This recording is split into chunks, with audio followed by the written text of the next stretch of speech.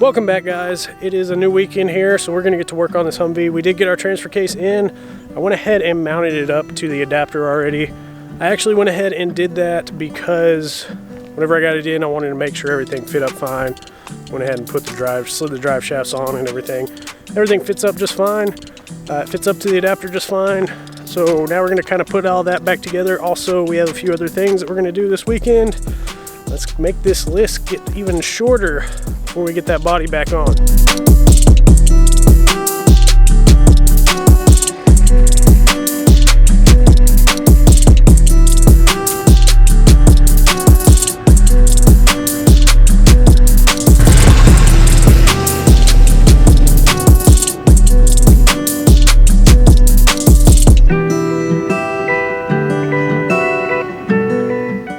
Don't worry, guys, I have not forgotten about y'all. I hope everybody's year is starting out all right. I know my videos have not been coming out very regularly lately. If you would really like to know why, stick around after the outro. I hope y'all understand, guys. Now let's get back to the video. Ooh, nice new shiny transfer case. As you can tell, it looks almost exactly the same, just a different color. And we don't have the little motor thing on the back here. We have, well, you're not going to be able to see it, but there's basically a place there to put our little lever to shift it. We went ahead and transferred over our speed sensor there. This is an indicator sensor location, but I don't really need indicator sensor. Basically, I'll just remember where it's supposed to be at. I mean, it doesn't really matter a whole lot, but I need to find something to go ahead and plug that up though. So I went ahead and slid in the drive shaft here as well. Everything lines up just fine with that. I did go ahead and take it back out because we also have to get our gas tank back up in here and everything. So now that that's back in place, we're gonna go ahead and put this brace back on there from the back of the transmission to the transfer case. Just helps the torque there. But before we get to that, let me show you what I'm working on. So just a little update on the fuel tank plug here. That little copper crush washer didn't work too well on there. I went ahead and picked up basically like an oil drain plug there. It doesn't work either because this is just a little fiber type washer and, well, it's not going to hold the diesel in. So I'm going to try a few other washers on here, like a nylon washer or a neoprene rubber washer. I think those should do okay with this. And then once I'm good with that and it's not leaking, we'll go ahead and modify that, cut it down, and get that installed in the fuel tank. So last episode I was talking about the lower radiator tubing needing two ports, one for the overfill and one for basically our return from our heater core. So for our heater core, I got a 3/4 stainless steel here. This will fit our hose just fine. And this is the 1 inch because that's what's on the lower radiator tubing on the Humvee originally. So basically I'm going to be chopping off the threads on the bottom here and kind of curving the bottom so it fits our tubing. This is 304 stainless steel, so it'll weld up with our other stainless steel just fine as well. I'm going to be cutting these threads off here, rounding the bottoms, making sure it fits the pipes up there, and then we'll go ahead and weld those on.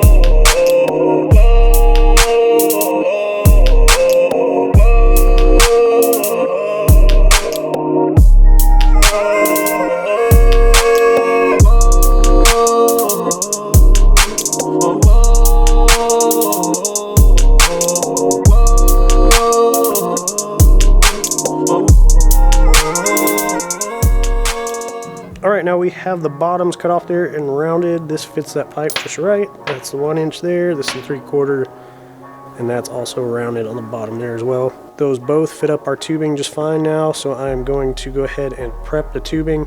Actually, first thing I need to do is go ahead and connect all of the radiator tubing to our engine and everything, and then basically kind of point our fittings here where we want them, just to make sure we're not going to run into anything or the hose get in the way. So I'm gonna work on that, and then I'll get to welding these up on there.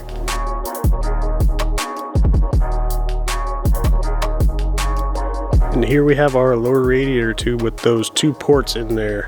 So I'm gonna let this cool down, and then I'm gonna install all the lower radiator tubing and have it set and ready to go.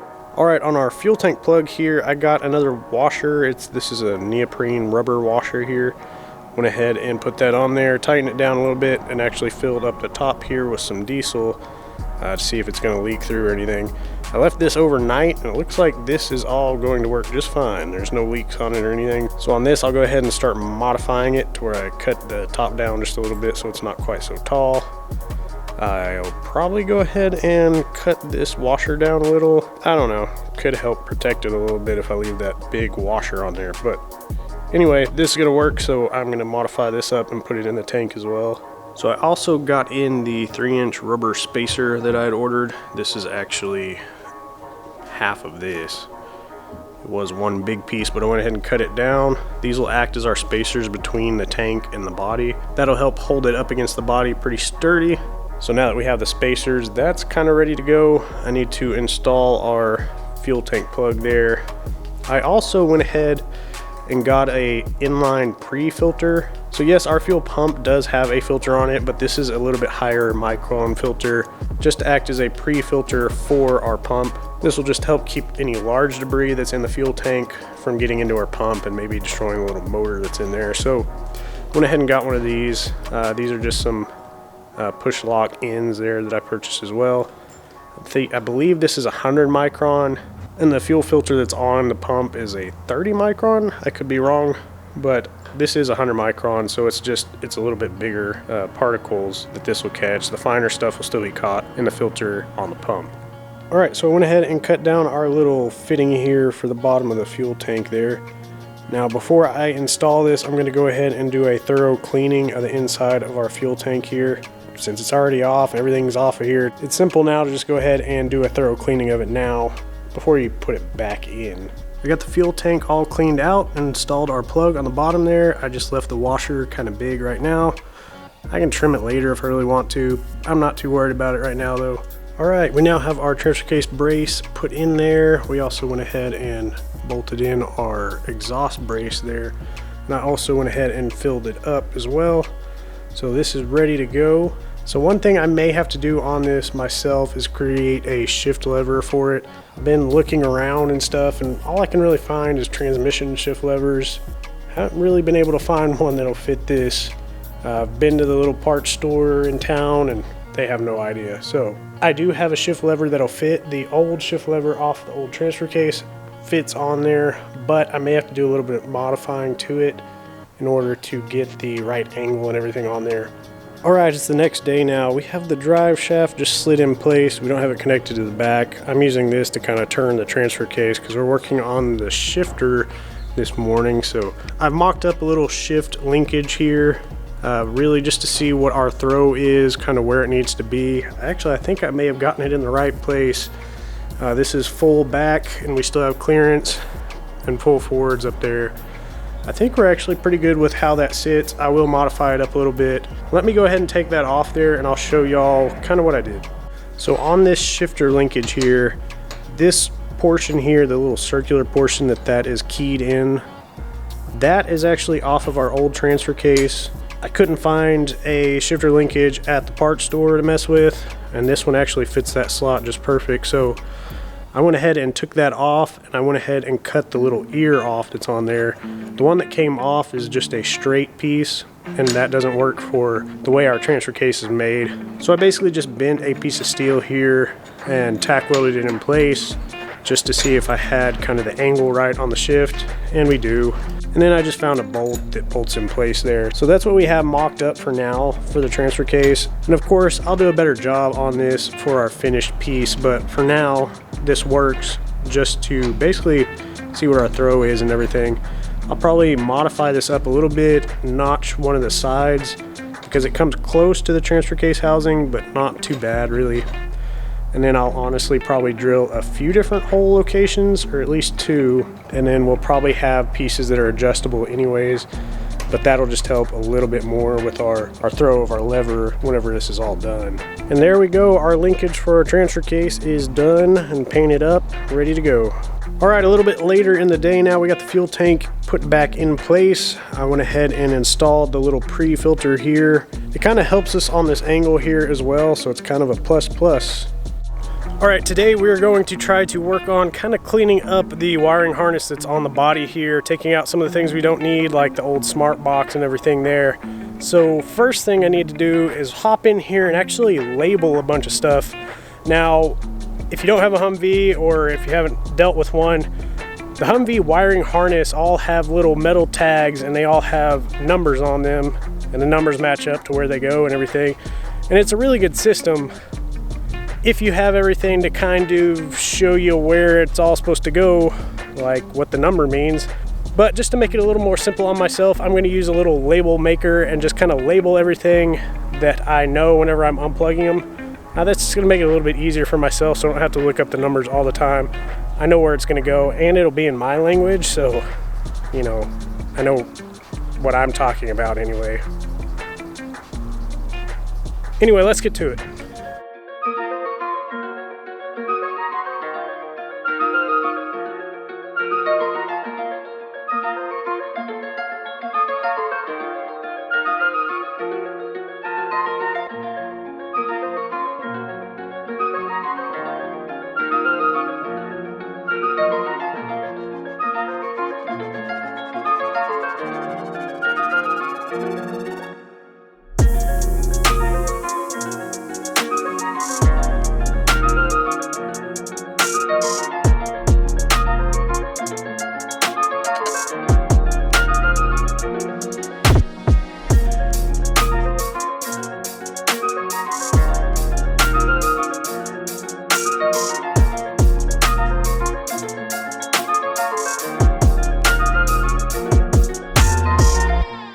All right, it's a little windy out here, but a little trick I found for removing this rubber part on these connections, I already went ahead and took the brass little washer out of there.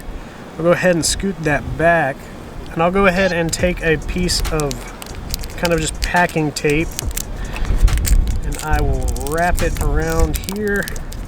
Make sure it sticks pretty well to the wire portion. Go ahead and slide it back over the top.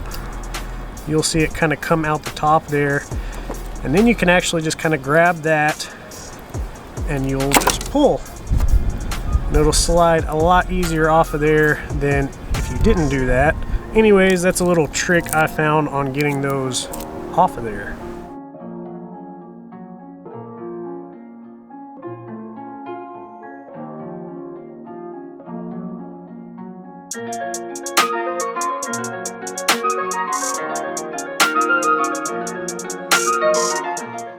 All right, we now have basically the whole harness up front here detached. Now I'm going to loosen the bolts up here to be able to kind of slide that out of there. Once we get this slid out there, I'll go ahead and get some of this covering off of here, make it a lot easier to work with our wires, and go ahead and take out the wires that we don't need out of this. Then I'll go ahead and re-loom our wiring harness here, and we'll put it back through and kind of hook everything back up. So I may end up waiting to put this back in once I'm done with it and leaving it outside. That way I can go ahead and take pieces off of this, go ahead and take the dash off and everything. That way we can reach everything even behind the dash, and that way our paint job in here is going to be uniform and there's not going to be different colors just hidden up underneath the dash. But in order to remove the dash, I'm actually going to have to be able to remove or tilt forward our windshield piece there. I will actually probably remove the whole thing, that way it's easier to paint as well. But in order to do that, I have to get the hard top back off of here and the back portion as well. So once we have that all removed, it'll also help with us lifting this body back on the frame. Then everything will be a lot lighter. All right, so we now have that whole front part of that harness out of the vehicle. And of course, it's already getting dark out now, so I'm gonna go ahead and wrap these up. I'll probably bag them and then kind of put them up in the Humvee there. There is some chances of precipitation coming up here, so I need to protect this as much as I can for now. And then hopefully tomorrow it doesn't rain on me, so I can get out here and actually do some of this stuff. So I just spent the last like 45 minutes trying to take the wire loom off of even just this small section here. This stuff is not easy to get off of there, especially once it's been painted over a few times. So one way I've found to kind of get the loom off without cutting the wires and everything is actually just an envelope opener. Slide it through some of the slots in the loom and push it down, and it'll cut basically the plastic wires and stuff on the loom. Then you can kind of just peel it away. So anyway, I need to continue to work on basically unwrapping this here so I can get a few of these wires out of this loom.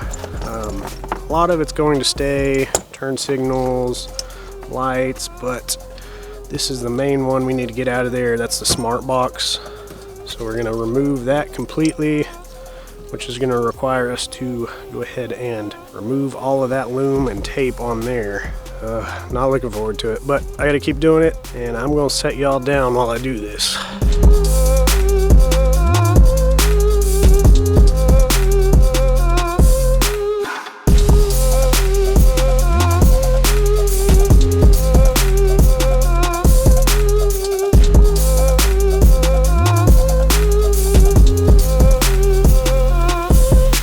Alright, so I went ahead and stripped most of our wire loom off of our harness here. So the little letter opener trick on there worked for a little while, but the plastic on it just didn't want to hold up to pushing up into that wire loom. So I did just get a pair of scissors. These worked pretty well. I was able to squeeze in this side underneath the loom and then just kind of snip it and keep going. It takes a while, but just find a pair of scissors that basically you have an end that'll slide underneath that loom pretty easily. As you can see with these are just some old shop scissors that basically been modified up to whatever they needed to be modified to for whatever job needed at the time. But so I just ended up using those and got most of that loom removed. But now that the loom is removed, now I can go ahead and start undoing some of the wires that we don't need anymore. So in order to help me figure out what I need to do with these wires whenever I remove that smart box, I went ahead and found a wiring schematic online, went ahead and taped all the pages together so I could follow all the lines and everything.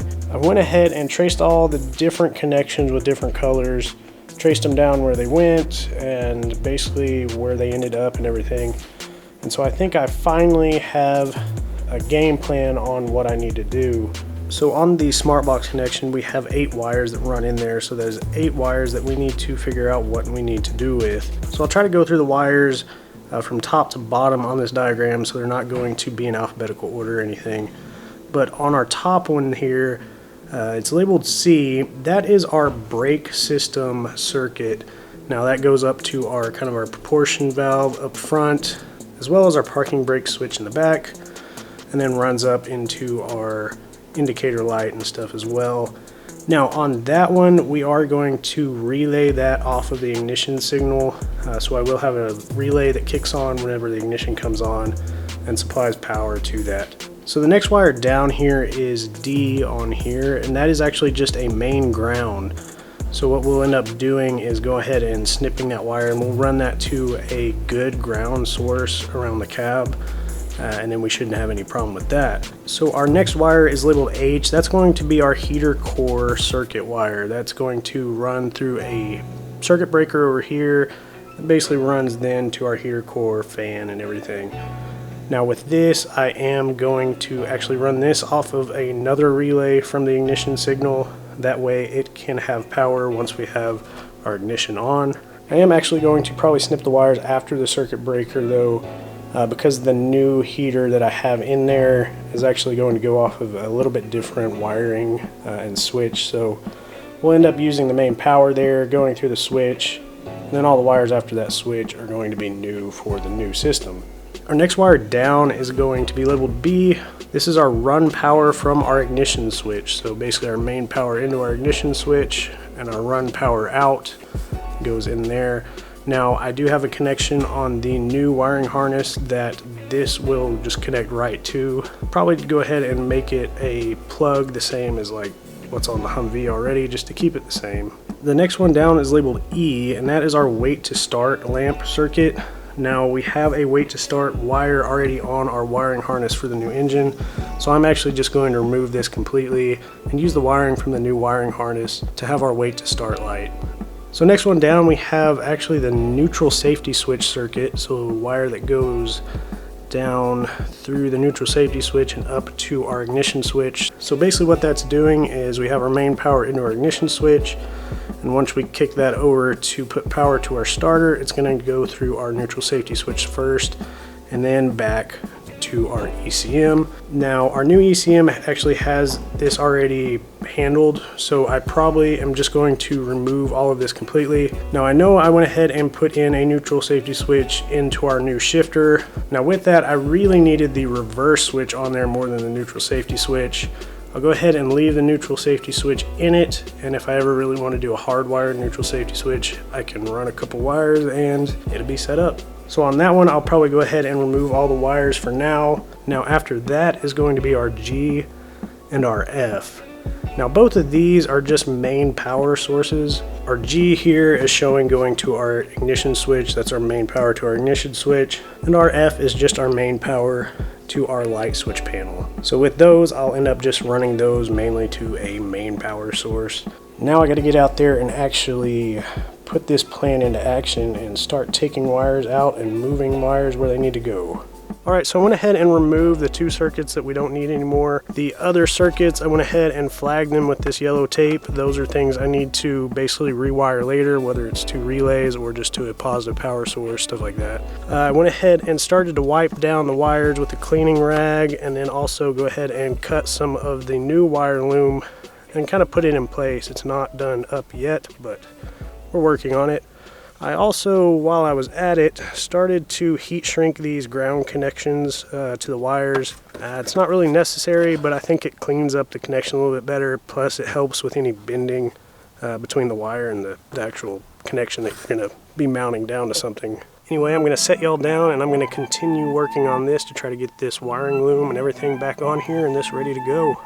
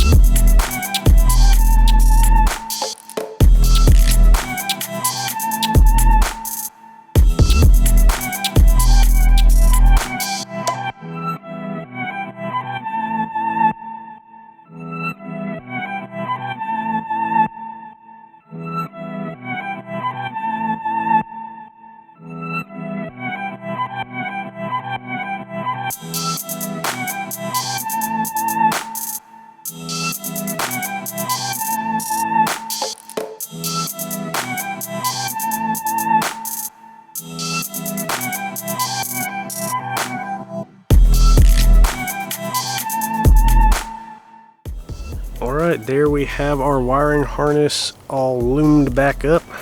Now some of these I still need to come back and try to take some of this paint off here just to make it look better, but it's nothing functionally wrong with it at all or anything. Now like this is our high beam switch that goes on the floor. I'll be taking that apart and cleaning that up as well so it looks better, because this one we probably will see down in the floor well. But I may end up just sheathing over the top, put a loom over the top just to make it look pretty. I don't know, maybe paint or something. I don't really know if paint will work too well over the top of this. But anyways, there is our harness all stripped out and ready to go now. And we're ready for our next steps. Well, that's going to do it for us this weekend. I got to get ready to watch the Super Bowl. If y'all want to follow along with this build, go ahead and hit the subscribe button and the little bell icon. Y'all get notified whenever I release these episodes. Thanks for watching, guys, and I'll see y'all next time.